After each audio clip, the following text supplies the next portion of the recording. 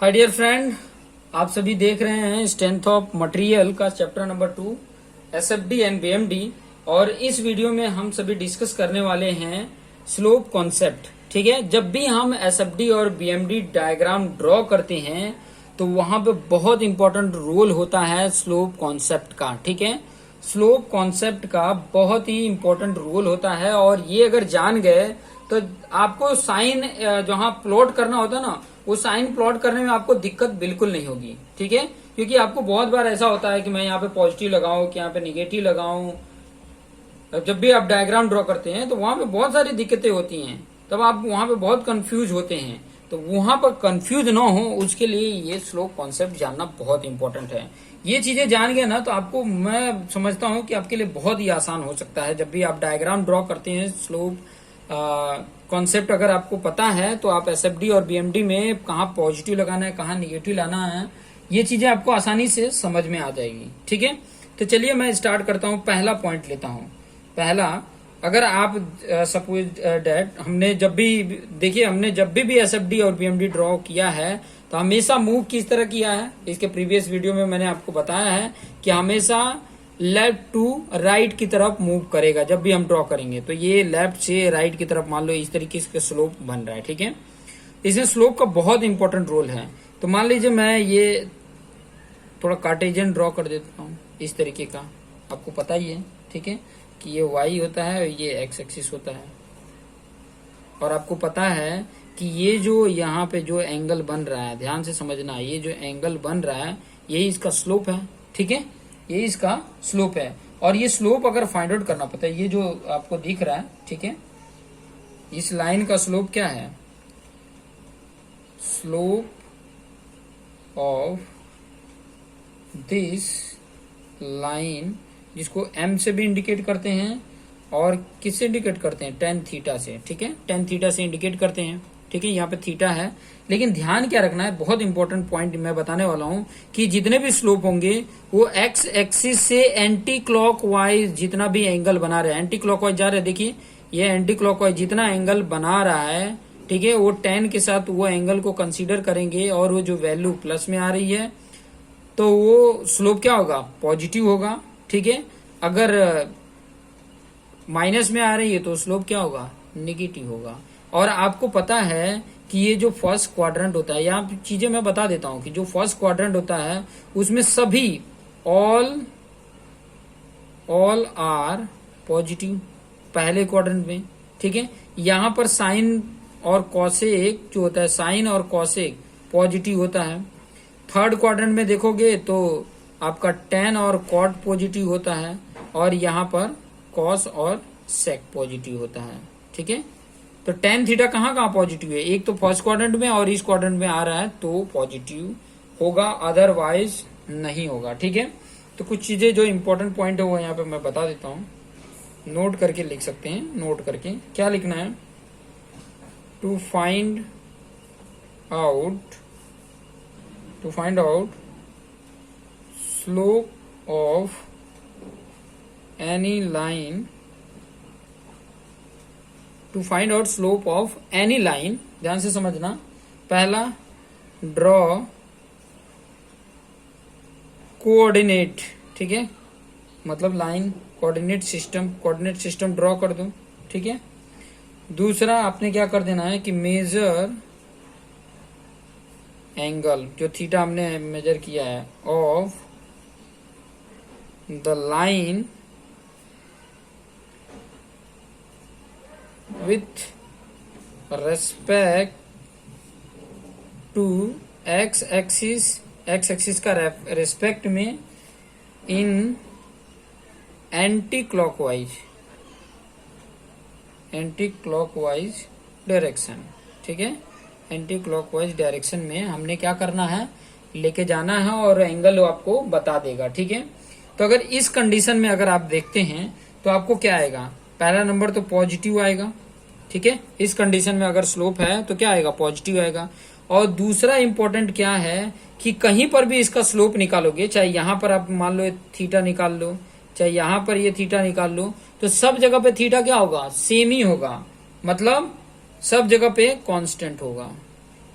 सब जगह पे क्या होगा? कांस्टेंट होगा। ठीक है, ये चीजें आपको समझ में आ गई।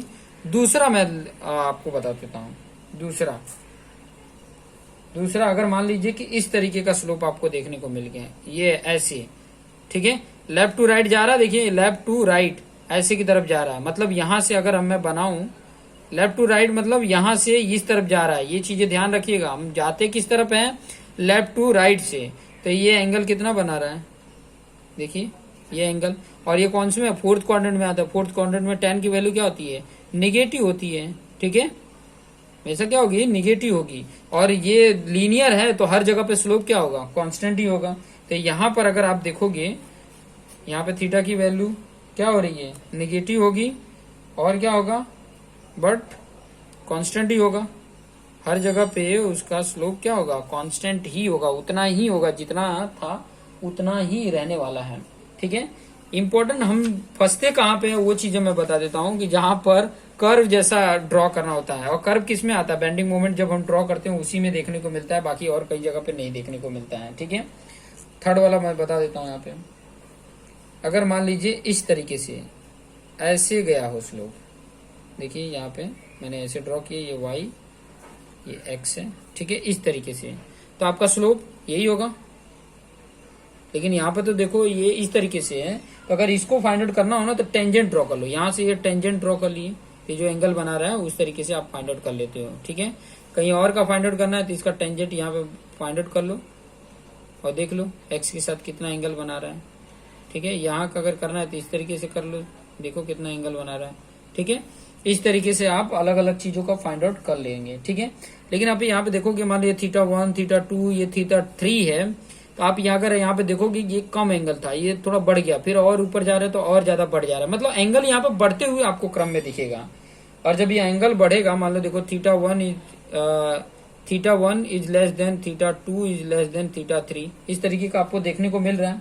ठीक है, तो मान लीजिए अगर मान लीजिए m1 अगर मैं निकाल रहा हूँ tan θ1 आएगा, m2 अगर मैं निकालूं तो tan θ2, और m3 देखेंगे तो tan θ3। और आपको पता है कि जैसे जैसे tan की एंगल की वैल्यू बढ़ती जाती है वैसे वैसे उनकी वैल्यू क्या होती जाती है, बढ़ती जाती है। और एंगल बढ़ना मतलब स्लोप ज्यादा होना। ठीक है, स्लोप ज्यादा होना। और आपको पहले भी मैंने बताया कि अगर ये फर्स्ट क्वाड्रेंट में है तो इनकी क्या होगी, वैल्यू पॉजिटिव होगी। पॉजिटिव तो होगी बट कांस्टेंट नहीं होगी, बट नॉट कांस्टेंट। लेकिन कैसा होगी, फिर कैसे जा रहा है, इंक्रीजिंग में जा रहा है। तो आप यहाँ पे लिख सकते हो इंक्रीजिंग स्लोप। स्लोप क्या हो रहा है, इंक्रीजिंग आ रहा है। बट वैल्यू जो पुट करना है ना वो चीजें आपको समझ में आएगा कि पॉजिटिव पुट करना है कि नेगेटिव पुट करना है। तो ऐसे कंडीशन आपको देखने को मिल जाए तो आप क्या पुट करोगे, ध्यान रखना कि हम किस तरफ से किस तरफ जा रहे हैं, लेफ्ट टू राइट ड्रॉ करना होता है। ठीक है, तब उस कंडीशन में यहाँ पर क्या आ गया, पॉजिटिव आ गया और इंक्रीजिंग स्लोप आ गया। ठीक है, अगर मान लीजिए ऐसा चौथा मैंने ले लिया, चलो चौथा अगर मैं इस तरीके का लेके चलूं, मान लीजिए ऐसे अगर आ गया, ऐसे अगर आप देखा, ठीक है, ऐसे भी ड्रॉ करने के लिए आ जाता है। तो यहाँ पर अगर देखिए स्लोप अगर इस तरीके से निकालेंगे तो यहाँ पे थीटा आ गया, फिर यहाँ पर ऐसे करोगे तो यहाँ पे थीटा कम होते जा रहा है, ऐसे कर रहे हो तो यहाँ पे देखो थीटा कम होते जा रहा है। ठीक है, हॉरिजॉन्टल के साथ थीटा क्या होते जा रहा है, टेंजेंट अगर ड्रॉ करते हो तो थीटा कम होते जा रहा है। लेकिन वैल्यू तो पहले पॉजिटिव आएगी। ठीक है, पॉजिटिव आएगा और यहाँ पर क्या आएगा, डिक्रीजिंग स्लोप आएगा, डिक्रीजिंग स्लोप। ठीक है, पॉजिटिव तो आएगा क्योंकि फर्स्ट क्वाड्रेंट में ही है, और डिक्रीजिंग आएगा। वहीं अगर पांचवा मैं देखता हूं तो पांचवा अगर मान लीजिए इस तरीके का आपको देखने को मिल गया, इस तरीके का, देखो लेफ्ट से राइट। ठीक है, एंगल तो आपका ये होगा, तो हर जगह पे आप देखोगे, कैलकुलेट करोगे हॉरिजॉन्टल के साथ ये अगर एंगल, ठीक है, अगर एंगल अगर लेके चलते हो इस तरीके का एंगल लोगे, फिर बाद में यहाँ पे स्लोप किए और ये हॉरिजॉन्टल के साथ एंगल लोगे। ठीक है, तो धीरे धीरे आपको क्या देखने को मिलेगा कि एंगल बढ़ता हुआ यहाँ पर देखने को मिल जाएगा। ये इस तरीके से देखो बढ़ते जाएगा, इस तरीके से जाओगे तो बढ़ते ही जाएगा। तो यहाँ पर स्लोप क्या हो जाएगा, यहाँ पर बढ़ते जा रहा है। ठीक है, यहाँ पर स्लोप क्या होगा, बढ़ते जाएगा। लेकिन यहाँ पर देखिए इस क्वाड्रेंट में आ रहा है तो निगेटिव होगा और इंक्रीजिंग स्लोप आएगा, इंक्रीजिंग स्लोप। बस ये थोड़ा सा कॉन्सेप्ट याद रखो, बहुत ज्यादा इसमें डीप में उतना नहीं जाना है। छठा, अगर इस तरीके का आपको देखने को मिल गया, इस तरीके का अगर आपको देखने को मिल गया तो वही है, निगेटिव तो आएगा लेकिन क्या होगा, डिक्रीजिंग स्लोप दिखेगा, डिक्रीजिंग स्लोप। क्यों? क्योंकि देखो अगर मान लो यहाँ पे ये स्लोप बना है तो ये एंगल ये बताएगा, यहाँ पर अगर बना है तो ये एंगल देखो यहाँ तक आ रहा है, ठीक है। अगर मान लो यहाँ पे आ गया है तो यहाँ पे देखो ये इतना एंगल बताएगा। तो धीरे धीरे बढ़ते जा रहा है। और एंगल यहाँ पर अगर आप देखोगे इस तरीके का, अगर आपको, सॉरी ये मैंने जो बनाया है, ठीक है, यहाँ पर इस कंडीशन में देखोगे तो यहाँ पर इस कंडीशन में अगर आप देखोगे तो निगेटिव है। और निगेटिव में जब वैल्यू बढ़ रही होती है, एंगल बढ़ रहा होता है, तो निगेटिव में वैल्यू अगर बढ़ना मतलब क्या होता है, स्लोप कम होना, तो मतलब डिक्रीजिंग होते जा रहा है। तो निगेटिव में ये थोड़ा डिफरेंट होता है, ठीक है। निगेटिव में जस्ट उसके उल्टा होते जाता है, एंगल बढ़ना, निगेटिव की वैल्यू में एंगल बढ़ना मतलब वैल्यू बढ़ना। और वैल्यू निगेटिव है तो निगेटिव में कोई भी नंबर्स अगर बढ़ते जाते हैं तो वो छोटा होते जाता है, ठीक है। तो इसकी क्या हो जाएगा, डिक्रीजिंग स्लोप आते जाएगा।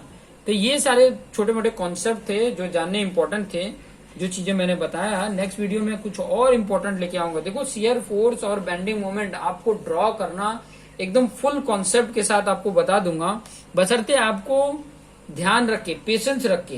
देखो एक चीज होती है, जिसके अंदर चाह होती है ना कि मैं कुछ करना है, मुझे कुछ बनना है, तो वो हिम्मत बांध के देखता है।